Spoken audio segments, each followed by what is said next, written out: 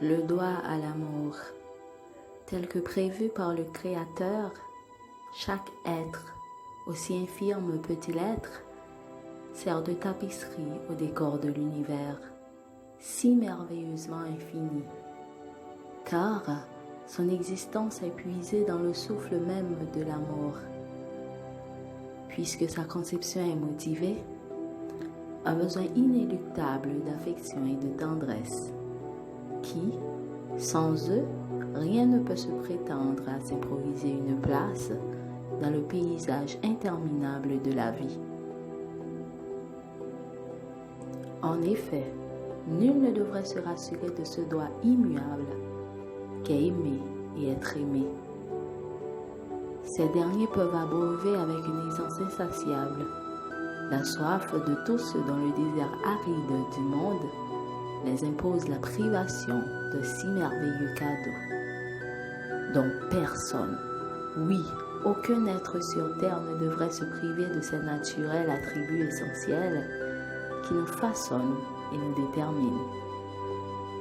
Malgré une acquisition dotée, ni dette de retour, ni prix. Car c'est un humble don, l'amour.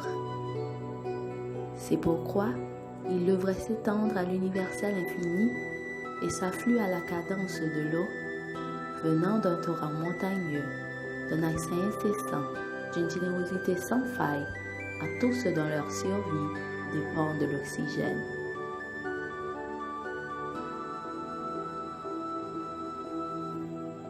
Où chacun peut accéder sans hésitation pour s'abreuver au profit de son bien-être.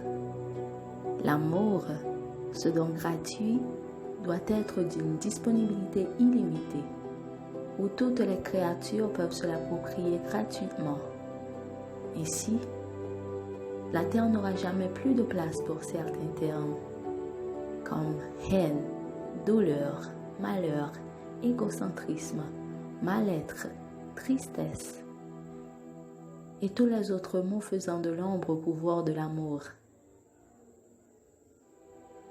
Puisque l'amour germera dans la profondeur du cœur de tous ceux qui en sont privés, tellement longtemps.